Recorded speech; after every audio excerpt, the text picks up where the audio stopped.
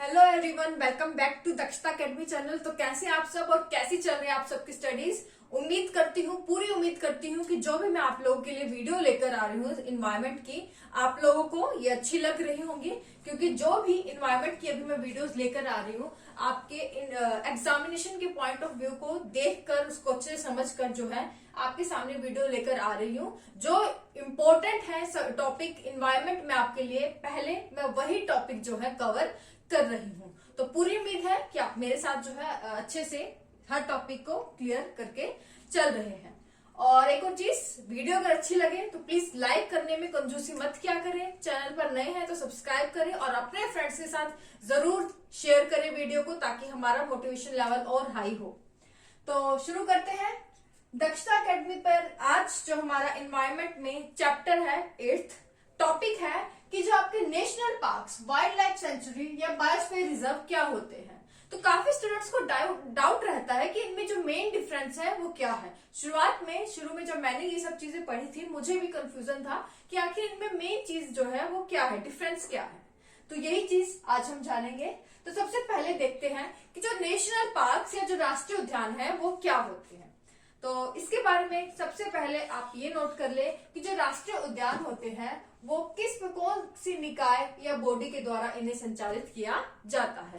तो राष्ट्रीय जो उद्यान है, नेशनल पार्क्स है, ये हमारी सरकारी संस्थाएं यानी कि गवर्नमेंट ऑर्गेनाइजेशंस के द्वारा इन्हें हैंडल किया जाता है। किसी निजी या जो प्राइवेट जो इंस्टीट्यूशंस है वो किसी भी नेशनल पार्क को जो है वो सिद्ध नहीं कर सकती। वो नहीं बोल सकती कि यहाँ पर हम एक नेशनल पार्क जो है डिक्लेयर करना चाहते हैं और इस नेशनल पार्क को हम जो है हैंडल करेंगे। तो ऐसा नहीं हो सकता। नेशनल पार्क सिर्फ और सिर्फ किसकी अथॉरिटी होती है, किसके राष्ट्रीय उद्यान, वो आपके गवर्नमेंट जो है, हमारी सरकार की जो है एक अथॉरिटी है, सरकार के द्वारा इन्हें संचालित किया जाता है। दूसरी चीज याद रखिएगा कि नेशनल पार्क या राष्ट्रीय उद्यान आखिर होते क्या है। तो राष्ट्रीय उद्यान में सबसे पहले आपको जो एक चीज बता दूं, इन तीनों ही चीजों में, इन तीनों ही पार्क, सेंचुरी और इस रिजर्व में जो है आपका जो हमारे जीव जंतु है, प्लांट्स है, इनको किसी ना किसी को जो है यहाँ पर जो है प्रोटेक्शन दी जाती है, संरक्षित किया जाता है। किस तरह से संरक्षित किया जाता है, किसके द्वारा संरक्षित किया जाता है, ये मेन डिफरेंस इन तीनों में है जो कि आपको जानना है। तो नेशनल पार्क्स की बात करें, राष्ट्रीय उद्यान की बात करें, तो यहाँ पर जो आपके जीव जंतु है और जो आपके पेड़ पौधे हैं, इनको एक साथ जो है आपके राष्ट्रीय उद्यान में संरक्षित किया जाता है। तो नेशनल पार्क्स जो कि गवर्नमेंट, सरकार के द्वारा संचालित किए जाते हैं, सरकार के द्वारा ये जो है आपके हैंडल किए जाते हैं। यहाँ पर आपके पेड़ पौधों और वनस्पतियों को एक साथ जो है उनको संरक्षण या जो प्रोटेक्शन है दी जाती है। और साथ ही जहां भी नेशनल पार्क बनाए जाते हैं सरकार के द्वारा, वहां अगर कोई हमारे हिस्टोरिकल प्लेस है, कोई ऐतिहासिक स्थल है, तो इस तरह से उसका भी जो है संरक्षण वहां पर हो जाता है। क्यों, कैसे?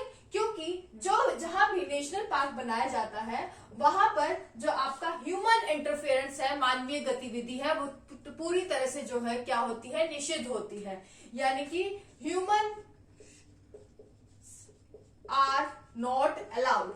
तो कोई भी जो ह्यूमन है वहां अंदर, नेशनल पार्क्स के अंदर जाना है जो है वो अलाउड नहीं होता। किसी भी तरह की ह्यूमन की जो इंटरफेरेंस है वो आपके राष्ट्रीय उद्यान या नेशनल पार्क्स में जो है आपका इंटरफेयर या फिर उनका आना जाना वहां पर जो है अलाउड नहीं है। तो इस तरह से जो नेशनल पार्क है उस वहां पर हमारा जो भी जीव जंतु, पेड़ पौधे जो रहते हैं, और साथ ही अगर वहां पे कोई हिस्टोरिकल प्लेस है, अगर वहां पर कोई पहले से है, तो वो भी ऑटोमेटिकली जो है वो आपकी प्रोटेक्ट हो जाती है। तो याद रखिएगा, राष्ट्रीय उद्यान में हम किसका संरक्षण करते हैं, यहाँ पर आपका एक साथ जो है जो भी वहां पर पेड़ पौधे हैं, आपके जीव जंतु है, उनका संरक्षण जो होता है। और यहाँ पर कोई भी ह्यूमन इंटरफेरेंस नहीं होती है, जो है आपका किसी भी प्रकार की मानवीय गतिविधि यहाँ पर अलाउड नहीं होती है। अब नेक्स्ट चीज आपको याद रखनी है कि भारत में टोटल नेशनल पार्क्स जो है कितने हैं। भारत में टोटल राष्ट्रीय उद्यान है वो है आपके 104, 104 जो है नेशनल पार्क्स जो है टोटल इंडिया में है। कितने हैं? 104 हमारे देश में राष्ट्रीय उद्यान है। तो ये समझ आ गया हमें कि आखिर नेशनल पार्क्स क्या होते हैं। अब दूसरे पॉइंट पर आए कि वन्य जीव अभयारण्य या वाइल्ड लाइफ सेंचुरी जो है वो क्या होते हैं। तो वाइल्ड लाइफ सेंचुरी या वन्य जीव अभयारण्य में पहले चीज अगर हम देखें कि किसके द्वारा जो है संचालित किए जाते हैं, किनके द्वारा जो है वाइल्ड लाइफ जो सेंचुरी है बनाई जाती है, इनका संचालन जो है इन्हें हैंडल किया जाता है। तो यहाँ पर आप नोट कर ले कि गवर्नमेंट के द्वारा भी, और अगर कोई प्राइवेट कंपनी, प्राइवेट इंस्टीट्यूट जो है वो अगर किसी वाइल्ड लाइफ सेंचुरी को घोषित करना चाहे, कोई वाइल्ड लाइफ सेंचुरी जो है बनाना चाहे, तो वो भी जो है आपकी वाइल्ड लाइफ सेंचुरी जो है वन्य जीव अभयारण्य का संचालन जो है कर सकती है। तो प्राइवेट कोई कंपनी या इंस्टीट्यूशन भी जो है इन्हें संचालित कर सकती है। एक और चीज आप याद रखिएगा, नेशनल पार्क जो है राष्ट्रीय उद्यान की जो बाउंड्री है वो फिक्स होती है, यानी कि एक बार जो आपका राष्ट्रीय उद्यान जो है वो आपका बन गया, उसके बाद जो है उसकी बाउंड्री को जो है हम ये नहीं कर सकते कि टाइम टू टाइम अपने आप जो है हम बढ़ाते चले कि इसका एरिया हम अपने आप बढ़ा ले, ऐसा नहीं होगा। जो बाउंड्री है आपके नेशनल पार्क या राष्ट्रीय उद्यान की जो है वो क्या है, बाउंड्री फिक्स होती है। क्या होती है? Boundary fix.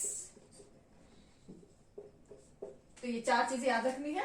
Wild life sanctuary के बाद में देखा कि ये सरकारी और जो आपकी निजी संस्थाएं हैं, इंस्टीट्यूशन है, कंपनी है, वो भी वाइल्ड लाइफ सेंचुरी को जो है हैंडल कर सकती है। दूसरी चीज, यहाँ पर ह्यूमन इंटरफेरेंस जो है, मानवीय गतिविधि कोई अलाउड है या नहीं है। तो वन्य जीव अभयारण्य में जो आपकी मानवीय जो गतिविधियां हैं वो अलाउड तो है, लेकिन एक सीमित तौर पर, मतलब बहुत लिमिटेड जो है आपकी वन्य जीव अभयारण्य में आपकी कोई भी अगर ह्यूमन इंटरफेरेंस जो है अलाउड है। अगर कोई मानव वहां पर अलाउड किया भी जाता है कि आप वाइल्ड लाइफ सेंचुरी में जाकर जा सकते हैं, तो उसको ये अलाउड नहीं होता कि वहां पर जो आपके जीव जंतु है, जिस प्रजाति को वहां संरक्षित किया जाता है, आप उसको हार्म करें। तो वन्य जीव अभयारण्य में होता क्या है कि यहाँ पर जो है किसी भी एक विशिष्ट स्पेसिफिक स्पीशीज को यहाँ पर जो है संरक्षण प्रदान किया जाता है, लेकिन यहाँ पर ह्यूमन एक्टिविटी जो है सीमित तौर पर जो है अलाउड होती है, लिमिटेड अलाउड होती है। अगर अलाउड होती है तो अगर आप वहां जा सकते हो तो आप जा सकते हैं, लेकिन वहां की जो प्रजातियां हैं उनको जो है हार्म नहीं कर सकते, किसी स्पीशीज को नुकसान नहीं पहुंचा सकते। आप जा सकते हैं, अपने जो वहां सूखी लकड़ियां बटोरने जा सकते हैं, वहां पर अपने जो घास की जो चराई करनी है वो मवेशियों के द्वारा, वो उसके लिए आप जा सकते हैं। लेकिन ध्यान रखना है आपको कि वहां की जो आपकी स्पीशीज है, प्रजातियां हैं, वहां पर जो आपकी वनस्पति है उनको आपको नुकसान नहीं पहुंचाना है। तो पैसिव इंटरफेरेंस आप कह सकते हैं ह्यूमन की आपके वन्य जीव अभयारण्यों में होती है। तो याद रखिएगा, ह्यूमन एक्टिविटीज होती है लेकिन सीमित तौर पर, लिमिटेड जो तौर पर होती है। आप वहां जाकर किसी का शिकार नहीं कर सकते। ये रेजिंग कल्टीवेशन के लिए यहाँ पर जो है वो आप वहां पर जा सकते हैं। तो ये चीज याद रखिएगा कि ह्यूमन जो इंटरफेरेंस है, मानवीय गतिविधियां हैं, वो अगर वो अलाउड भी है और नहीं भी, यानी कि सीमित तौर पर जो है वो अलाउड है, लिमिटेडली जो है वो अलाउड है। नेक्स्ट है कि भारत में टोटल वाइल्ड लाइफ सेंचुरी वन्य जीव अभयारण्य है वो कितने हैं। तो टोटल है आपके 566। कितने हैं? 566 टोटल भारत में वाइल्ड लाइफ सेंचुरी है, वन्य जीव अभयारण्य है, जहां जो है किसी भी विशिष्ट प्रजाति, किसी स्पेसिफिक स्पीशीज का जो है प्रोटेक्शन किया जाता है। अब इसकी बाउंड्री की बात करें कि ये जो इसकी बाउंड्रीज है वो फिक्स है या नहीं है। तो नेशनल पार्क की तो हमने बात कर ली थी कि इसकी बाउंड्री जो है वो आपकी फिक्स होती है, लेकिन इसकी जो बाउंड्री है वो फिक्स नहीं होती, यानी कि आप इसको जो है आप बढ़ा भी सकते हैं। तो बाउंड्रीज आर नॉट फिक्स, यहाँ पे फिक्स लिखा है तो यहाँ पे लिख ले नॉट फिक्स। तो समझ आ गया कि मेन डिफरेंस जो है क्या है इन दोनों में। तो ये थी वाइल्ड लाइफ सेंचुरी, वन्यजीव अभयारण्य। और तीसरा है जो सबसे इंपॉर्टेंट आप कह सकते हैं क्वेश्चन जो आता है, यहां से फंसता है आपका। सबसे पहले तो एक आंसर बताएं कमेंट सेक्शन में। मैं बिल्कुल नहीं बताऊंगी क्योंकि ये जो टॉपिक है, जो मैं क्वेश्चन पूछूंगी, मैंने कल की वीडियो में आपको इसी पर पूरी एक वीडियो बनाई है। तो जल्दी से बता दीजिए जो तीसरा पॉइंट हमारा यहाँ पर होना है, यानी कि भारत में कितने बायोस्फीयर रिजर्व यानी कि जैव मंडल आरक्षित क्षेत्र है। जल्दी से कमेंट करके बताइएगा, मैं वीडियो के बाद में देखूंगी किस किस ने कमेंट किया है। तो ध्यान से कमेंट करिएगा कि भारत में टोटल कितने बायोस्फीयर रिजर्व या जैव मंडल आरक्षित क्षेत्र है। अब आए पॉइंट पर। कि बायोस्फीयर रिजर्व है वो किसके द्वारा हैंडल किए जाते हैं, ये भी प्राइवेट यानी कि निजी संस्थाओं के द्वारा हैंडल किए जा सकते हैं या नहीं किए जा सकते। तो नहीं किए जा सकते यानी कि बायोस्फीयर रिजर्व या जैव मंडल आरक्षित क्षेत्र भी आपके संचालित किसके द्वारा किए जाते हैं, सरकार के द्वारा, गवर्नमेंट के द्वारा। उसके बाद जैव मंडल आरक्षित क्षेत्र जो है आपका ऐसा क्षेत्र होता है जहां पर जो है किसी स्पेसिफिक जो आपकी स्पीशीज है यहाँ पर भी जो है उनका जो है प्रोटेक्शन यहाँ पर होता है। एक ऐसा इकोसिस्टम होता है, एक ऐसा आपका पारिस्थितिकी तंत्र है जहां पर रहने वाले जो आपके जितने भी जीव जंतु हैं, प्लांट्स हैं, उनका यहाँ पर जो संरक्षण जो है वो होता ही है। साथ में जो वहां की बायोडाइवर्सिटी है, जो जैव विविधता है, उसके संरक्षण भी यहाँ प्रदान होता है। इसमें याद रखिएगा कि जैसे यहाँ पर हमने राष्ट्रीय उद्यान में देखा था कि यहाँ पर जो है इससे यहाँ पर हम अगर किसी राष्ट्रीय उद्यान में, नेशनल पार्क में, वहां पर अगर जो पेड़ पौधे हैं, अगर जीव जंतु उनका प्रोटेक्शन हो रहा है तो उनके साथ में जो है आपके वहां पर जो ऐतिहासिक स्थल है उनका भी प्रोटेक्शन जो है वहां पर ऑटोमेटिकली होता है। यहाँ पर ऐसा होता है या नहीं ये भी हम देख लेते हैं। तो दूसरा पॉइंट है कि ह्यूमन इंटरफेरेंस।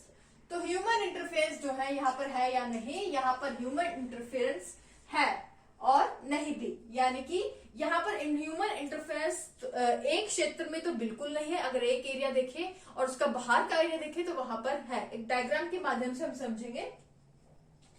तो यहाँ पर इस पॉइंट पे आप देखेंगे कि ह्यूमन इंटरफेरेंस है या नहीं। इसके लिए ये आप तो यहाँ पर हम एक डायग्राम के माध्यम से समझेंगे। तो किसी भी बायोस्फीयर रिजर्व में सबसे जो आपका अंदर होता है वो आपका होता है कोर एरिया, ये आपका हो गया बाहर का बफर एरिया या संक्रमणीय क्षेत्र, और सबसे बाहरी एरिया ये हो गया आपका बाहरी क्षेत्र। तो इसको समझ लें, मैं लिख देती हूँ पॉइंट वाइज ताकि आपको बाद में कंफ्यूजन ना रहे। तो सबसे अंदर है आपका कोर एरिया। तो कोर एरिया किसी भी बायोस्फीयर रिजर्व में वो एरिया होता है जहां किसी भी प्रकार की ह्यूमन इंटरफेरेंस जो है अलाउड नहीं होती, यानी कि यहाँ पर कोई भी व्यक्ति जो है यहाँ पर जा नहीं सकता। तो यहाँ पर जो है आपके जो भी किसी भी जो प्रजाति या स्पीशीज को यहाँ पर जो है वो यहाँ पर रिजर्व या आरक्षित जो है किए जा सकते हैं। उसके बाद है आपका बफर एरिया। यह है बफर एरिया या संक्रमणीय क्षेत्र। संक्रमण क्षेत्र मतलब जो बफर एरिया है यहाँ पर भी जो पेड़ पौधों को संरक्षित किया जा सकता है, लेकिन यहाँ पर जो आपके यहाँ पर ह्यूमन इंटरफेरेंस जो है यानी कि मानवीय गतिविधियों को लिमिटेड तरीके से, एक सीमित रूप से जो है उन्हें अलाउड होता है। कैसे कि आप यहाँ पर जो है ह्यूमन जा सकते हैं चराई कराने के लिए, पेड़ लकड़ियां बटोरने के लिए। तो वही जो मैंने पहले यहाँ पर डिस्कस किया था कि एक लिमिटेड तौर पर जो है आपकी ह्यूमन इंटरफेरेंस अलाउड होती है। आप शिकार करने नहीं जा सकते, किसी पेड़ पौधों को, किसी वनस्पतियों को हम जो है ये नहीं कर सकते। ये हमने बोला था वन्य जीव अभयारण्य में, क्योंकि आप जा सकते हैं लेकिन वहां पर किसी को हानि नहीं पहुंचा सकते। सेम यहाँ पर है कि बफर एरिया में जो है आप जा सकते हो, वहां पर ह्यूमन इंटरफेरेंस जो है वो अलाउड है, लेकिन आप वहां पर कि हमारे वनस्पति को नुकसान नहीं पहुंचा सकते। यानी कि चराई के लिए जा सकते हो, आपके लिए वहां पर जो लकड़ियां बटोरने जा सकते हैं, ग्रेजिंग के लिए जा सकते हैं, लेकिन ध्यान रखना है कि आप वहां पर किसी आपकी प्रजाति है, स्पीशीज है जो वहां पर है, उसे यहाँ पर नुकसान नहीं पहुंचाना। तो यहाँ बफर एरिया है जहां पर ह्यूमन एक्टिविटीज अलाउड है, और बाहर का ये जो एरिया है ये है आपका आउटर क्षेत्र, बाहरी क्षेत्र आपके किसी भी बायोस्फीयर रिजर्व का। तो यहाँ भी जो है ऑटोमेटिकली यहाँ से कोई बाहर से अगर ह्यूमन आएगा फिर उसे यहाँ जाना है तो यहाँ से तो होकर ही जाएगा, यानी कि यहाँ पर तो जो है ह्यूमन एक्टिविटीज अलाउड होती ही है। और यहाँ पर जनरली सरकार के द्वारा किसी भी वन नीति को जो है, कोई भी फॉरेस्ट पॉलिसी जो जनरली बनाई जाती है, तो वन नीतियों का कोशिश की जाती है कि यहाँ पर इस एरिया में पालन किया जा सके, जिससे कि आर्थिक और सामाजिक जो विकास है, आपका इकोनॉमिक जो प्रॉफिट है वो हो सके। तो इसके लिए इस एरिया का यूटिलाइज जनरली जो है सरकार करती है। तो ये इस तरीके से, इस डायग्राम से आप समझ सकते हैं कि ह्यूमन इंटरफेरेंस जो है बायोस्फीयर रिजर्व में किस तरह से अलाउड है कोर एरिया में बिल्कुल अलाउड नहीं है, जहां पर जो है वनों को जो है आपके रिजर्व किया जाता है, आरक्षित क्षेत्र है। बफर एरिया में लिमिटेड तौर पर, और वहां पर जो बाहरी एरिया है वहां पर भी अलाउड है, और वहां पर जो है पॉलिसी सरकार के द्वारा लागू की जाती है, वन नीति लागू की जा सकती है, जिससे कि वहां पर आर्थिक और सामाजिक विकास हो सके सरकार के द्वारा। तो ये था ह्यूमन इंटरफेरेंस कितनी है भी या नहीं। तीसरा पॉइंट है कि कितने भारत में जो है बायोस्फीयर रिजर्व जो है वो टोटल है। तो टोटल बायोस्फीयर रिजर्व कितने हैं, ये क्वेश्चन आपको बताना है कितने हैं, तो कमेंट करके जरूर बताइएगा मुझे, मैं आपका जो कमेंट जरूर देखूंगी। नेक्स्ट है कि बाउंड्रीज फिक्स है या नहीं। तो बायोस्फीयर रिजर्व की भी बाउंड्री जो है आपकी फिक्स है। तो बायोस्फीयर रिजर्व की भी आपकी जो है बाउंड्री फिक्स है, यानी कि इन्हें जो है अपनी मर्जी से बढ़ाया नहीं जा सकता। तो एक बार जो इसको बना दिया बायोस्फीयर रिजर्व, तो उसकी जो है बाउंड्री आपकी फिक्स रहती है। तो ये था मेन राष्ट्रीय उद्यान, वन्यजीव अभयारण्य और जैव मंडल आश्रित क्षेत्र क्या होते हैं, क्या इनमें जो है मेन डिफरेंस है। मेरी पूरी उम्मीद है कि मैं आपको समझाने में जो है कामयाब रही हूँ कि इनमें क्या डिफरेंस है, किसके द्वारा हैंडल की जाती है, ह्यूमन इंटरफेरेंस जो है अलाउड है या नहीं, कितने टोटल है और इनकी बाउंड्री फिक्स होती है या नहीं होती है। तो आई होप समझ आ गया हो, और इसकी फोटो मैं क्लिक करके टेलीग्राम ग्रुप पर डाल दूंगी, वहां से आप जरूर देख ले, डाउनलोड करके सेव करके आप रख सकते हैं, फ्यूचर में रिवीजन को आपको काम आएगी। लिंक जो है डिस्क्रिप्शन में दे दिया गया है। आज के लिए बस इतना ही। Thank you so much.